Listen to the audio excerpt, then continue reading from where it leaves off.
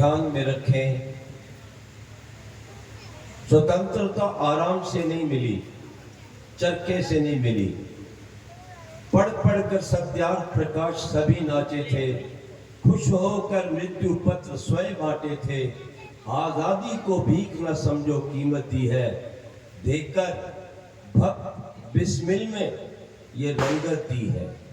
आज तिरंगा गीले नयन निहार रहा है, भक्त सुभाष बिस्मिल को पुनः पुकार रहा है। याद रखना, हर दीपक ने ज्योति, हर वीर ने ज्योति देव ध्यान से पाई थी, तब ही ये आजादी आई थी। बहुत तपस्या के पश्चात लगभग 7 लाख वीरों और वीरांगनाओं के बलिदान के पश्चात कितने साधु सन्यासी और कितने ब्रह्मचारियों के बलिदान के पश्चात की आजादी मिली है। आपने कई बार सुना होगा, लेकिन अब विचारना यह है कि जो हमारे ऋषि के अनुयायी क्रांतिवीरों ने ये आजादी हमें दी, स्वराज्य हमें दिया, क्या ये सुरक्षित रह पाएगा? क्या आप उस आजादी की रक्षा के लिए कार्य कर रहे हैं? क्या आप ऐसी संतान को उत्पन्न कर रहे हैं जो वैदिक संस्कृति की रक्षा कर सके? विचार करो।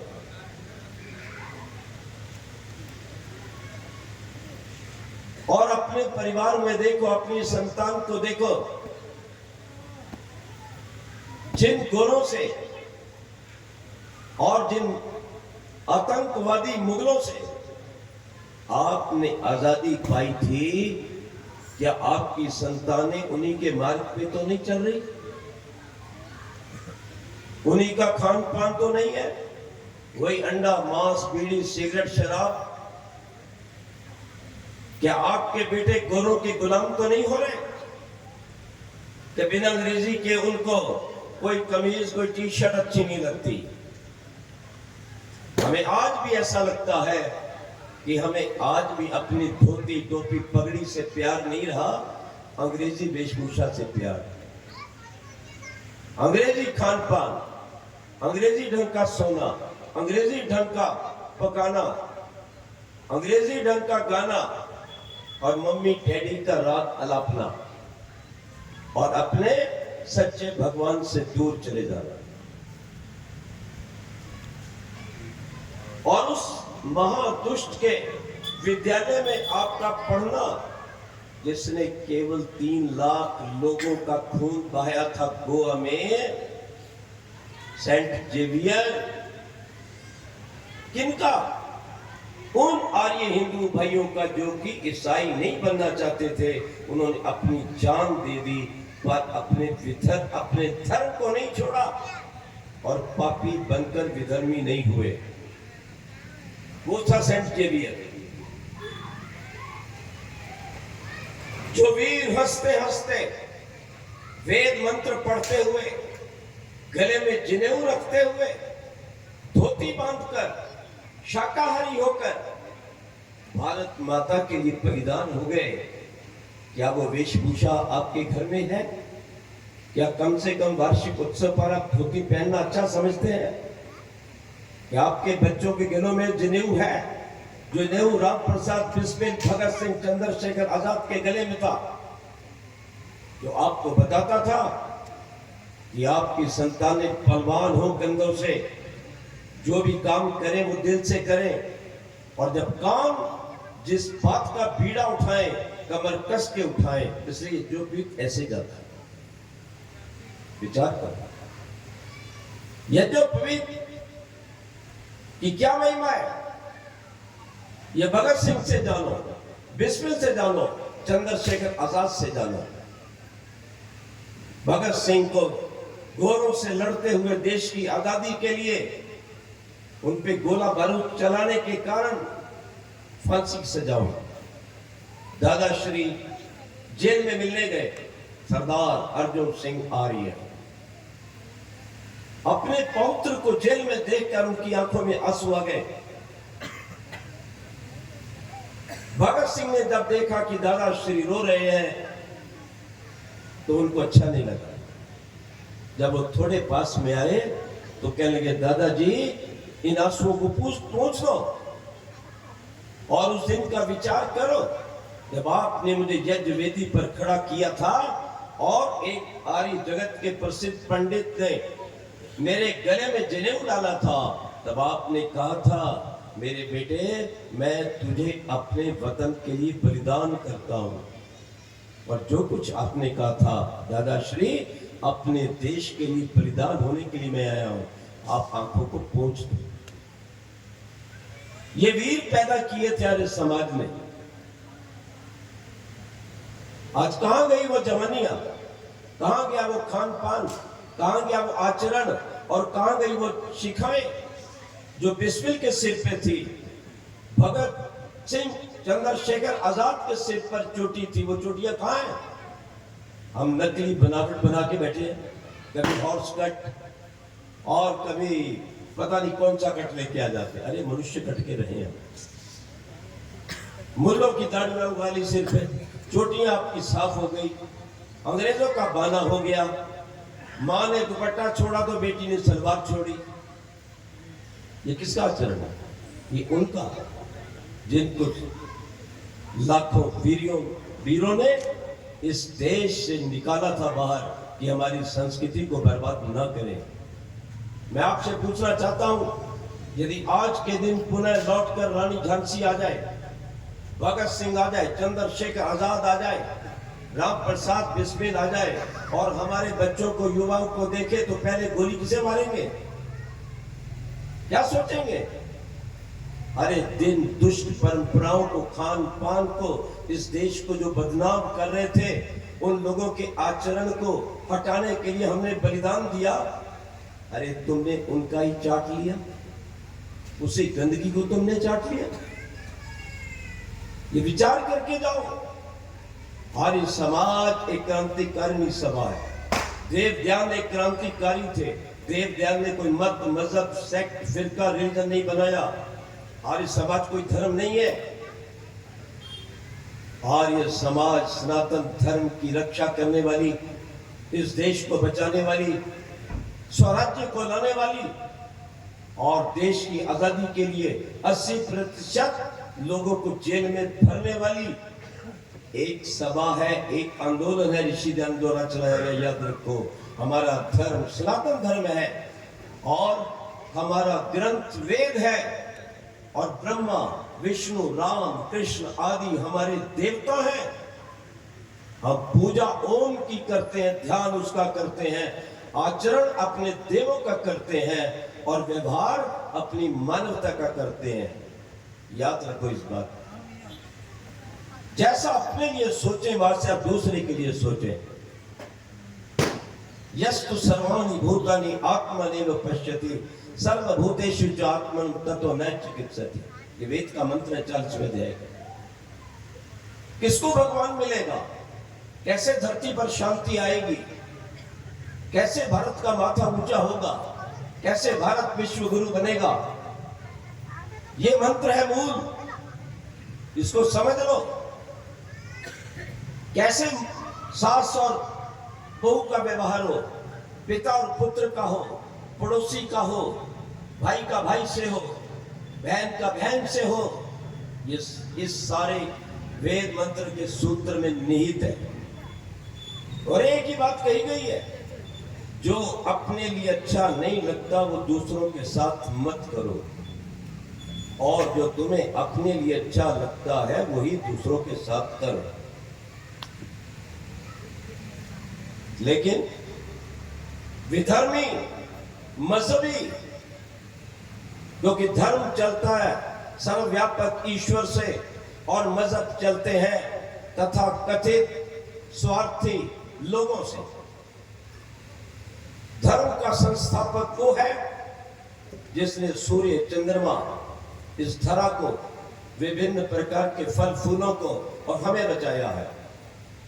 मजहबी वो है जो इस धरा को फाड़ते हैं, लहूलुहान करते हैं, भाई को भाई से लड़ते हैं, माँ बहन की इज्जत उतारते हैं, पशु पक्षियों का वध करते हैं, ये मजहब है। और एक पाठ पढ़ लो, मजहब ही सिखाता आपस में बैर करना, यदि चाहो शांति से जीना तो वेद धर्म पर चलना, क्योंकि वेद परमात्मा की वाणी। केवल वेद भारत की वाणी नहीं है, केवल वेद आर्यों का धर्म नहीं है, केवल वेद हिंदुओं का हिंदुस्तान का धर्म नहीं है, वेद विश्व का धर्म है।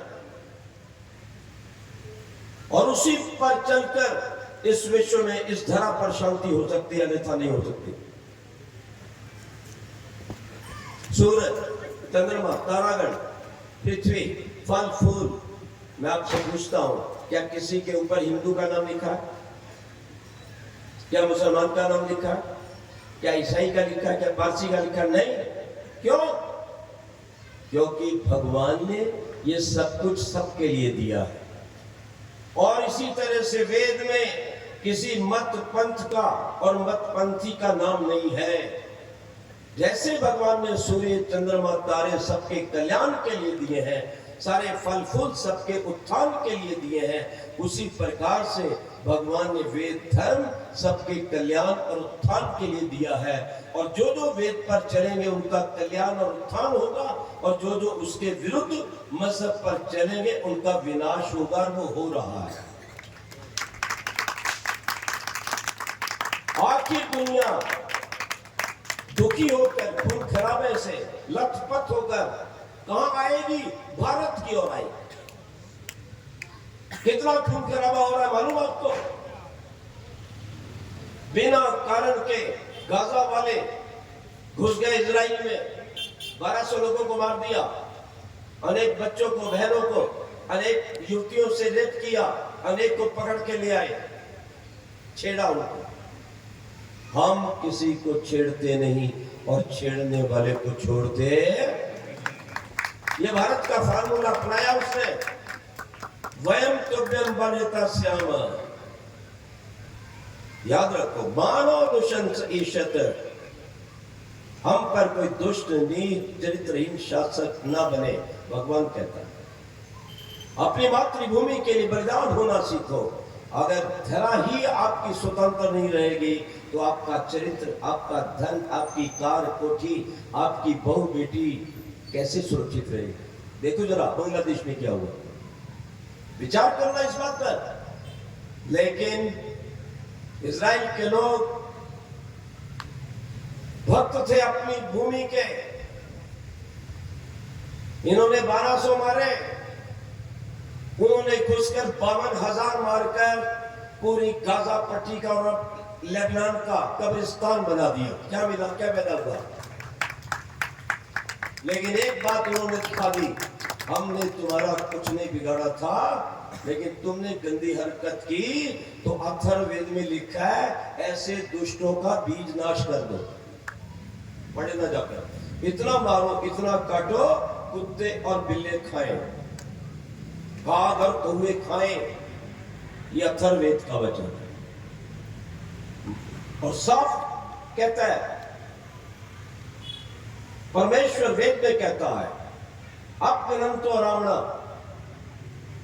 न आता तई बदे दोषा। मनु महाराज, विश्व का पहला संविधान, याद रखो, न आता तई दोषा। अत्याचारी, चरित्रहीन, माता बहन की इज्जत टूटने वाला, गौओं की हत्या करने वाला, देश में रहकर देश से गद्दारी करने वाले से कोई प्यार नहीं, उसको तो मैदान में खड़े करके गोली से उड़ा दो। चाणक्य क्या कहता है? अगर आपने चाणक्य की नीति पढ़ी हो, चाणक्य का अर्थशास्त्र पढ़ा तो क्या कहता है? यदि देश का कोई व्यक्ति देश का धन लेकर बाहर जाता है तो उसको सरेआम सारी प्रजा को इकट्ठा करके गोलियों से भून दो। ये देश का हत्यारा और गद्दार है, ये बाहर धन कैसे ले गया? भ्रष्टाचार बहुत बड़ा कारण है, याद रखना इस बात को। इसलिए इस आजादी को सुरक्षित रखना है तो सावधान हो जाओ। क्यों? जब आप तथा कथित आजाद हुए थे, ध्यान रखना, उस समय आप 83% थे, 83%, और आज के दिन लगभग 60% या उससे कम हो। वो दरिंदे, वो जिहादी जिन्होंने स्वामी सदानंद, पंडित लेखराम, महर्षि ध्यान की हत्या की थी, उस समय उनके 6 देश थे और आज के दिन उनके लगभग 60 देश हैं। आपके दयानंद के हत्यारे बढ़ रहे हैं और आप सिकुड़ते जा रहे हैं। देश पे राज कौन करता है? यह क्वालिटी का कोई सवाल नहीं है। याद रखना, वोट की कोई क्वालिटी निर्धारित नहीं की हुई सरकार ने या आपके संघ ने जो ये करवाता है। आपकी चुनाव क्वांटिटी चाहिए, जिसकी क्वांटिटी होगी उसका राज होगा। उन्होंने सब जगह अपनी क्वांटिटी बढ़ाकर, क्वांटिटी के बल पर लोगों को डराकर, तलवार के बल पर भयभीत करके, उनका धर्म परिवर्तन करके 6 से 60 बना दिए। आपके पास कौन सा देश है? बोलो। अगर यहां से आपको हटा दिया जाए, आप गुलाम कर दिए जाए, भगा दिए जाए, कश्मीर की तरह,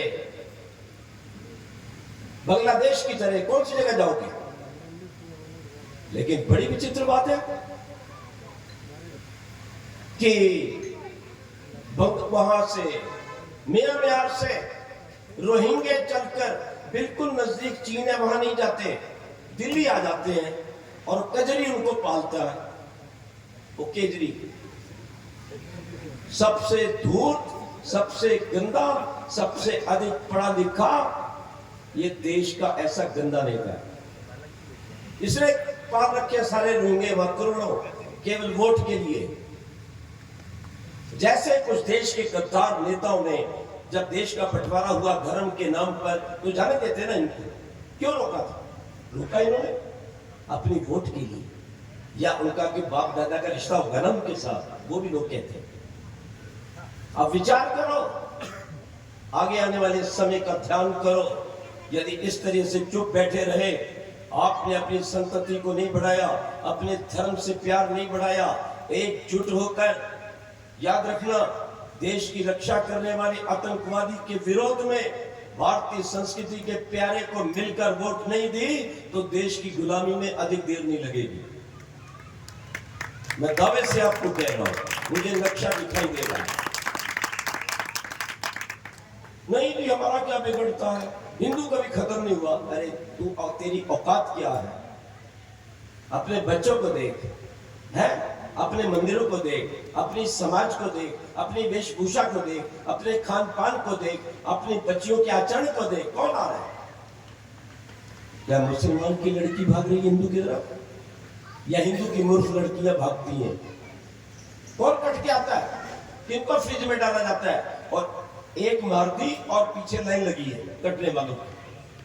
अरे मैं सच कहता हूं, अगर मेरी लड़की पता लग जाए और होती, और मुझे पता लगता कि एक मुसलमान की और गद्दार की और गौ हत्यारे की ओर जा रही है, तो मैं गला दबाकर फांसी पे लटका देता कि मैंने तुझे गद्दार पैदा करने के लिए जन्म नहीं दिया था, मैंने भारत माँ की सेवा के लिए और बिस्मिल भगत जैसे बच्चे पैदा करने के लिए जन्म दिया है। आप में हिम्मत, हिम्मत चाहिए। दयानंद मठ पूरा कब्रिस्तान पे बना हुआ है। मैं हमारे क्या आया हूं, मेरा कार्यालय था वहां पर, कोई कब्र नहीं छोड़ी, साफ कर दिया। क्यों ना करें? भारत हमारा है। भारत माता हड्डी दबाने के लिए नहीं बनी, भूमि को बर्बाद करने के लिए नहीं बनी, ये तो अन्न पैदा करने के लिए, सबका पोषण करने के लिए बनी है भारत माँ। पूरा बुलडोजर फेर कर साफ कर दिया। लेकिन बड़ी शर्म की बात है कि एक समाज में एक कब्र बनी हुई है और उसको आप हटा नहीं सके। गंभीरता से सोचना, कहां जाओगे? गुलामी की ओर बढ़ रहे हो या वीरों की आजादी की ओर। मैं अपनी बात बताता हूं, मैं गुरुकुल गया, सब छोड़ दिया था, सब त्याग दिया था, घर से कुछ लेना देना नहीं था, पीछे पड़ते थे। मैंने कहा जो जो लूंगा फिर मेरे को पकड़ के ले जाएंगे। तो हर चीज की दिक्कत थी, खाने की भी, पीने की भी, कपड़े की भी। उनसे कुछ लेता नहीं था, 4 किलो घी है, मैंने मुझे कुछ नहीं चाहिए, मत आया करें। तो आप बहुत कम कपड़ा पहनते थे, लेकिन मैं सोचा कपड़ा का क्या करूं। तो वहां पर कुछ कब्रें थी, उन पर बढ़िया बढ़िया चादर चढ़ा के जाते थे लोग। तो मैंने सारे गुरुकुल के ब्रह्मचारियों को कहा, कोपीन के लिए, लंगोटी के लिए, नीचे बांधने के लिए बाजार से बिल्कुल कपड़ा मत लेना, मैं आपको फ्री दूंगा। मैं कब्र से उतारता, लंगोटी बना के नीचे बांधता, ऊपर मत लेना, पर नीचे नीचे रहने देना। नाभि के नीचे सबको मैंने उसकी लंगोटी बना के और पहना दी। हिम्मत आप में, धारियों का दम चाहिए, श्रद्धा नम सा तेज चाहिए। जब गांधी ने बात नहीं मानी, इन कांग्रेसियों ने बात नहीं मानी उसकी, ये हरिजनों को चूहे पे चढ़ाओ, और वो एक बकवास करता है, नहीं चढ़ाएंगे, धक्के मार के उतार देंगे। तो स्वामी सदानंद अकेले काम करते हैं और आगरा के अंदर एक झटके में 5000 मुसल्लों को हिंदू बना देते, आर्य बना देते हैं। और ये गंदी पार्टी मिलकर, और उसका एक व्यक्ति जाकर गोली से जब उड़ा देता है तो गांधी कहता है वो तो मेरा भाई था। अगर पढ़ना चाहो तो भारत सरकार से छपी पुस्तक the division of the nation, Bharat का बंटवारा पढ़ लेना, डॉक्टर अंबेडकर की लिखी हुई है। हर चौथे पन्ने के ऊपर स्वामी सदानंद का नाम है। ये आर्य समाज जिसने देश को बचाया, दरिंदों को हटाया। हम शास्त्रार्थ किया करते थे, किस लिए करते थे कि हमारे देश पर दरिंदे, गौ हत्यारे, भारत मां के विरोधी, जिनको वंदे मातरम अच्छा नहीं लगता, जिनको हमारी माताओं बहनों का सत्कार अच्छा नहीं लगता, जिनको गौओं के प्यार पूजा अच्छी नहीं लगती, गौओं को काटते हैं, बकर ईद। और बकर का अर्थ अरबी में बकरा नहीं होता, गाय होता है। और जिसने अंग्रेजी में अनुवाद लिखा है उसने कहा काऊ लिखा है इसका अर्थ। ध्यान रखो इस बात को। इसलिए आज आवश्यकता है कि आप जाग जाओ, सोते मत रहो। यू जागर तम रिचय कामयन्ते। भगवान भी उसको आशीर्वाद देता है, उसकी सहायता करता है जो जाग गया है। बिना काम किए कुछ भी मांगने से नहीं मिलता है। कुर्वन्नवे कर्माणि जिजि विचित्तम समा। अब काम करोगे तो मिलेगा, नहीं तो कुछ नहीं मिलेगा भगवान से। मैं आपको ये बताना चाहता हूं, आज की स्थिति बिगड़ती जा रही है। याद रखना, आपके 9 प्रांतों में आप कम हो गए हो, डेमोग्राफी चेंज हो गई है, आप माइनॉरिटी में आ गए हो। कितनी तहसीलें और कितने गांव में आप माइनॉरिटी में आ गए हो। मुझे डर लगता है कि आप जाओगे कहां। जिन वीर शहीदों ने, जिन वीरांगनाओं ने अपना जीवन दे दिया, क्या उसका देश बचेगा या नहीं? चिंता करो इस बात की। अपने आप को बढ़ाओ, अपने धर्म को अपनाओ, अपने बच्चों को समझाओ। और जो भी संध्या यज्ञ व्यायाम ना करे, रविवार के दिन यहाँ पर ना आए, उसको कुछ भी देना बंद करो। अपने आप शीर्षासन करके आए। ध्यान रखो मेरी बात को। तो भारत पर क्या समस्या है कि आप अपने बच्चों को शिक्षा देते नहीं अच्छी, और वो विधर्मियों के चक्कर में फंसकर विधर्मी बन जाते हैं। कोई मस्जिद में पढ़ाने चली गई, मैं तो सेक्युलर हूं, सब अच्छे हैं, और वहां पर उसका वो दुराचार हुआ और रोने लगी। अरे जो अपनों को नहीं छोड़ते आपको क्या छोड़ेंगे? आप भाईचारे के चक्कर में हो। हाँ, भाईचारे के चक्कर में हो ना। चल, एक मुस्लिम लड़की ने हिंदू से निकाह किया, कितने दिन जिएगा? एकदम गला काट देंगे। कहां गया भाईचारा दुष्टों? भाईचारा तब होता है जब हिंदू लड़की मुसलमान बन के उनके साथ रहे। तुम कमजोर रहोगे, कुछ नहीं मिलेगा। मैं स्वामी विद्यानंद की भाषा में कहता हूं, याद रखो कि अपने जीवन में बल को प्राप्त करो। वेद भी कहता है बलम उपासो। दुनिया मंदी जोरानु, लख लागत है कमजोरानु। संसार शक्ति को मानता है, इसलिए गोरे भागे थे कि देव ध्यान के वीरों ने शक्ति का पाठ पढ़ा था और उनका सफाया शुरू किया था। बलवान बनो। और आज की सबसे बड़ी समस्या यह है कि आपके बच्चों को ये कैसे बताया जाए कि आपका धर्म श्रेष्ठ है, उसका अनुसरण करो। कौन बताएगा? मैं बता देता हूं थोड़ी देर में आपको सारी कहानी क्या है। देखो, धर्म ईश्वर से चलता है और उसको चले हुए लगभग 2 वर्ष चाल हो गए, और वो धर्म सब संसार के लिए है। मजहब को चले हुए आदि धरती ये 2 अरब साल के बाद अभी पिछले दिनों में आया है, 1200-1300 साल हुए होंगे। तो मैं इन नादान लोगों से पूछता हूं, इतनी देर तक धरती में तुम पशुओं के समान घूमते रहे? जिसको तुम मानते हो उसने कोई ज्ञान नहीं दिया। आज भी जब खुदाई करते हैं 7 लाख 8 लाख 6,000 7,000 साल पुराने हमारे कंकाल आदि निकलते हैं। और जिस राम की बात आप करते रहते हो, कितने वर्ष हुए? लगभग 9 लाख साल। और ये वाल्मीकि ऋषि थे, ये चमार नहीं थे, ये शूद्र नहीं थे, ये ऋषि के संतान थे। इस वैमनस्य को निकाल दो, पढ़ो जाकर के। और उन्होंने रामायण लिखी। ये कोई डाकू नहीं थे, ये ऋषि पुत्र थे और ऋषि थे। लेकिन हमारे यहाँ मैं एक बात कहना चाहता हूं, हमारा शूद्र भी आर्य है, गुप्त भी आर्य है, हमारा वर्मा भी आर्य है, हमारा शर्मा भी आर्य। आर्यों के 4 वर्ण है। किसने ये गंदगी फैलाई? हरिजन हरिजन हरिजन छुआछूत नामुल शान नहीं है। ब्राह्मणों शूद्रतामेति, शूद्रो ब्राह्मणता। मनु कहते हैं कि अगर ब्रह्म विद्वान का पुत्र अपने ज्ञान विज्ञान को छोड़ के नहीं पढ़ता लिखता तो शूद्र बना दो, शूद्र ब्राह्मणतामेति। और अगर साधारण व्यक्ति का क्लास 4 का कोई बच्चा पढ़ लिख जाता है, विद्वान हो गया, तो उसे उच्ची कोटि में दिलवा दो। भारत ऐसे चलता था। गांधी ने कौन से वेद पढ़े थे? इसको काका गाने आता था बेचारे। ये मंदिरों में जाकर के और गीत गाता था, अल्लाह और तेरा नाम, और मस्जिद में जाके चुप रहता था। मैं तो सारा इतिहास जानता हूँ। इसने जाके वहां नौकरी की साउथ अफ्रीका में अंग्रेजों की, और कुछ 2 शब्द बोल दिए तो इतनी जोर से पिटाई की 4 मुसलमानों ने घर में आकर मार मार के 4 पैसे नीचे डाल दिया और कहा, देख बाबा, ओ गांधी, अगर आज के बाद मुंह खोला तो गर्दन काट लेंगे। उसके बाद रिकॉर्ड है कि गांधी कभी मुसलमानों के खिलाफ नहीं बोला।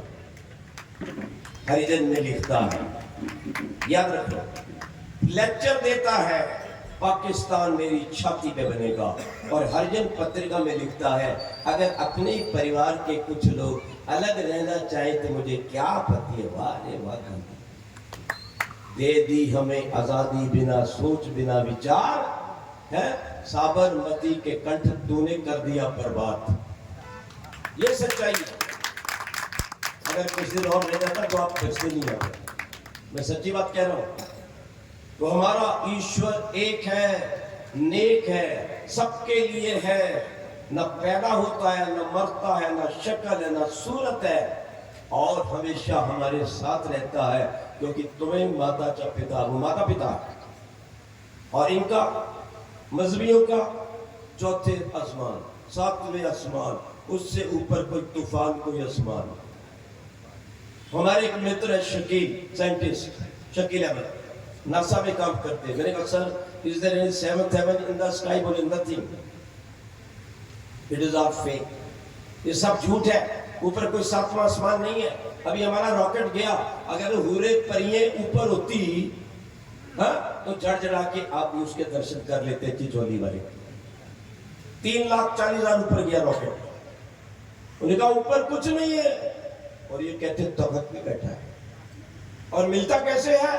सुन लो, हिंदुओं के सिर काटो, काफिर साफ आयते हैं। सूरा 8 आयत 12 से 17, सूरा 9 आयत 5, सूरा 10 आयत 8, सूरा 16 आयत 17। पढ़े ना जाके, अभी फोन खोल के देख लो।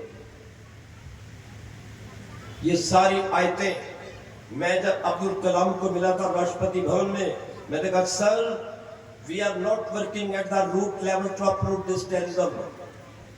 हम वास्तविक वो काम नहीं कर रहे कि आतंकवाद को जड़ से मिटाया जा सके। हम तो ऊपर पत्तों को सींच रहे हैं और हमारे देश का अरबों रुपया बर्बाद हो रहा है आतंकवाद को दूर करने में। हो रहा है कि नहीं? मैं आया अपने आश्रम, अपने स्थान पर 20 साल स्थली, मैंने खुला एक पत्र लिख दिया अब्दुल कलाम जी को और वो पूरी कुरान की आयतें लिख के भेज दी। अगर मैं गलत होता तो आज यहां मंच पे नहीं, जेल में होता। मैं यहां बैठा हूं, इसका मतलब जानते हो? अब्दुल कलाम के ऑफिस से मेरे पास लेटर आता है, जो अब भी मेरे पास है। We are sending a letter to the Home Ministry for further action. हम आपके इस पत्र को गृह मंत्रालय की तरफ भेज रहे हैं कि उचित कार्रवाई की जाए और आतंकवाद को समाप्त किया जाए और लोगों को आतंकवाद से बचाया जाए। बोलो अब कौन ठीक है? अरे देव ध्यान ने तो आज से लगभग 200 वर्ष पहले संसार में सबसे पहले 14वें सिमुलास में लिख दिया था, जब तक ये मजहब ऐसे धरती पर रहेंगे, धरती पे शांति नहीं रह सकते। ध्यान रखना, ऊपर कुछ नहीं है, सब गलत है। भगवान हमारे माता पिता है। क्यों? माता पिता पैदा करके छाती के साथ रखते हैं कि नीचे पटक के ऊपर चढ़ जाते हैं। जो बच्चा पैदा करके फेंक के इधर उधर चला जाए तो बदमाश है, वो तो हराम का है। हमारा पिता परमात्मा अपने माँ बाप के समान हमें पैदा करके छाती के साथ लगा के रखता है। इसलिए सामवेद के प्रथम मंत्र में कहा गया है, अग्नायायी बीते गृणानो भव्य दाते निहोता सत्य बरिशी। बच्चों तुम क्यों भटक रहे हो? I am just sitting in your heart. और उस बरिशी को इन दुष्टों ने बेश्त बनाकर ऊपर ले गए। आप हिंदुओं को मारो, काफिरों को मारो, इनकी लड़कियों को, औरतों को भगाओ, साफ आयते हैं। और जो काटने मारने का काम करेगा ऊपर उसको जन्नत में 72 बुरे मिलेंगी, मांस मिलेगा। और कैसी कैसी मिलेंगी? बिना बुरके के मिलेंगी। है? एक आदमी मेरे साथ जा रहा साउथ अफ्रीका, मैं जूस पीऊं तो वो शराब ले ले। मैंने कहा भाई तुम मुसलमान लग रहे हो। कहता मैंने कहां से हो? शिया या सुन्नी? कहता मैं पाकिस्तान से हूं। तो मैंने कहा शराब तो मना है ना नीचे पीने के लिए, तो ऊपर मिलती है। कहता सर यहाँ कौन देखता है? लेकिन बात यह है जब ऊपर नदियां शराब की तो नीचे में क्या हाल है? विचार करो इस बात पर, क्या गंदगी भरी हुई है। इसलिए हमारा ईश्वर सच्चा, हमेशा चेतन, उसकी वाणी सबके लिए। वेद की भाषा सारी दुनिया की भाषा बराबर है और उनकी भाषा अपने अपने लोगों के लिए। अरबी आदि जो भी है उनके अपने लोगों के लिए, आपके लिए नहीं है। उनकी अजान जो आप सुनते हो आपको गाली देता है। वो पता क्या कहता है? हे अल्लाह, सबसे पहले मोहम्मद सब पर शिफा करना, उसके परिवार पर करना, फिर मुसलमानों पर करना, तुम्हारा नामो निशान नहीं है। लेकिन हमारे सच्चे भगवान की, हमारी वैदिक सनातन संस्कृति की कौन सी प्रार्थना है? सर्वे भवन्तु सुखिना, सर्वे सन्तु निरामया। प्रभु सब लोगों का कल्याण हो, सबका भला हो। ये अंतर है धर्म और मजहब के अंदर। इस बात को समझो। वेद कहता है गौ का पालन करो, गावो विश्वस्य मातरा। और ये कहते हैं दुष्ट, उसमें शायद वो है 25-26 सूरा आयत वगैरह में, काटो खाओ बकरीद। मैं पाकिस्तान पहले वो एक चैनल आया करती बंद हो गई, उसके ऊपर मैं बोलता रहा तो उन्होंने सरकार ने उसको बंद करवा दिया। तो पहले भारत में दिखाई देती थी, क्योंकि जिस अंग्रेज ने अनुवाद किया तो उसने ये जो सूरा था, सूरा बकर, उसका नाम रखा सूरा काउ।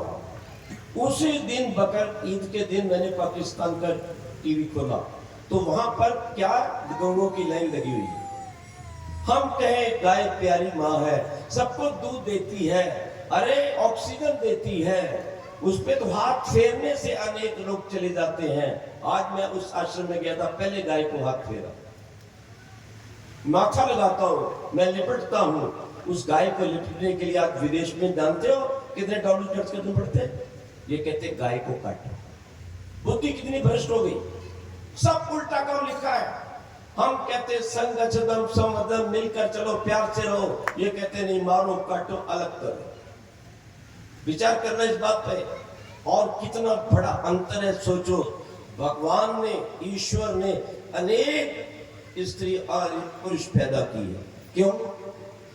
कि जब उनके बच्चे हो तो विवाह कैसे होता है? दूरे हिता दुहिता। याद रखना, उसमें गुण में परिवर्तन आने का शेष संतान होती है, तो विकलांग बच्चे पैदा होते हैं। इनके यहाँ क्या है? एक आदम एक, चलो एक आदम एक आ गया, उनकी बच्चे हुए, एक लड़का एक लड़की, तो भाई बहन का विवाह, वो आज भी कर रहे हैं। इतनी गंदी स्थिति है इन लोगों की। विचार करके जरा देख लेना इस बात पे। हम माता को मातृशक्ति मानते हैं और ये तलाक देने के बाद हलाला करा देते हैं। कभी वो बच्ची अपने पति की चाची बन जाती है, कभी मामी बन जाती है, कभी अपने पति की मां बन जाती है, क्योंकि ससुरा ले गया। बताओ, ये हालत है। अरे हम इंसान हैं, मनुष्य हैं, हम पशु नहीं हैं, इतने गिरे हुए नहीं हैं। विचार करो जरा इस बात पर, कितनी दुर्गति है। देव दयानंद जा रहे थे, मंदिर के पास एक बेटी थी, थोड़े वस्त्र कम थे, तो देव दयानंद सिर झुका देते हैं, देवी माता है, जननी माता है। अधा पशस्व मोपरी संत्राम पादकौ हर माते किष्पलौ दृश्यन स्त्री ब्रह्मा बभूवित। पहले भगवान का नाम ब्रह्मा महान है, उसके पश्चात मातृशक्ति महान है। माताएं जब आती हैं, मेरे पैर छूती, मैं ये पाप मत करना, आप महान हो, आपके द्वारा, आप जैसी माँ के द्वारा मैंने जन्म लिया है, आपको पैरों छूने दूं? बहुत गंदी बात है। दयानंद छोटी सी देवी को देखकर सिर झुका लेता है, लेकिन इनका मसीहा, इनका खलीफा 54 वर्ष की आयु में 8 वर्ष वाली से शादी कर लेता है। विचार कर, हमारी संस्कृति नारी शक्ति की, नारी पूजा की ये है। हमारा भाई भरत 14 वर्ष तक खड़ाऊ रखकर श्री राम की कि मैं गद्दी पर नहीं बैठूंगा, भैया आपकी प्रतीक्षा करूंगा, आ जाना, राज करता है। और ये औरंगजेब अपने भाई तारा शिको की गर्दन काट लेता है। बताओ कौन सी संस्कृति चाहिए, वैदिक संस्कृति या मजहब की? आपको ये गंदगी चाहिए? क्या चाहिए आपको? ध्यान रखें, इन बातों को मैं कहना चाहता हूं, आप इस पे विचार करो। क्या हो रहा है आज धरती के ऊपर? अगर ये लोग ज्यादा बढ़ गए, उनका राज हुआ, तो आपकी भारतीय संस्कृति बर्बाद होने को तैयार खड़ी है। खलीफा देखता है, उसकी बहू, उसके मुंह बोले बेटे की बहू स्नान करके निकलती है, उसके बाल खुले हैं, इसकी नजर पड़ जाती है खलीफा की। ये बेटे के पास जाता है, अपनी बहू को तलाक दे दो, मैं उससे शादी करूंगा। और मेरे यहाँ एक आर्य व्यक्ति, मैं कह सकता हूं, उसका बेटा जब उसकी मृत्यु होती है, उसकी पुत्रवधू, याद रखना, विधवा होती है, तो उस पुत्रवधू को अपनी बेटी बनाकर अपने बेटे की सारी संपत्ति देकर उसका दोबारा दूसरे लड़के से विवाह करता है। ये क्या मैं करेंगे हमारी? विचार करना इस बात का। श्री राम प्रतीक्षा करते हैं एक ही देवी के लिए, और यहाँ 9-9, 10-10, 11 होते हैं। यदि अपने आप को, अपनी बेटियों को, अपने धन को, इस देश को बचाना है, तो इन दरिंदों से आपको सावधान होना चाहिए। इसलिए बहुत से मौलवी, बहुत से लोग आज आर्य धर्म को स्वीकार कर गए। हमारा वसीम रिजवी, ये उत्तर प्रदेश के अंदर वो शंकर त्यागी बन गया, कि मुझे ये गंदगी पसंद नहीं। कितने भाई बहन हिंदू धर्म की ओर रहे, पाकिस्तान की देवियां कह रही हैं हमें यहाँ नहीं रहना, हमें तो हिंदू लड़का चाहिए। इसलिए अपने आप को, अपने देश को बचाओ, ये हमारा देश है। और वो लोग जो जयचंद का काम कर रहे हैं वो सावधान हो जाए। जयचंद ने सहायता की थी गौरी की, ठीक है, पृथ्वीराज को मरवाया था। उसके बाद क्या हुआ, गौरी के पास गया, मेरा हिस्सा दो। बोले गद्दार, जो अपनों का नहीं हुआ मेरा क्या होगा। एकदम गर्दन काट दी गई थी। इसलिए सावधान हो जाओ, अपने धर्म को पहचानो। हम महान हैं, हमारे देवता महान हैं, पवित्र हैं, और उन्होंने दुनिया पर शासन किया है और करेंगे। यही बात मैं कहना चाहता हूं, याद रखो। प्रण करते हैं संस्कृति की शाम नहीं होने देंगे, प्रण करते हैं संस्कृति की शाम नहीं होने देंगे। वीर बलिदानियों की समाधि गुमनाम नहीं होने देंगे। जब तक रग में एक बूंद भी गर्म लहू की बाकी है, तब तक भारत की आजादी को गुमनाम नहीं होने देंगे। ये संकल्प करके जाओ। आपका बहुत बहुत धन्यवाद जिन लोगों ने सेवा की, मुझे बुलाया अचानक।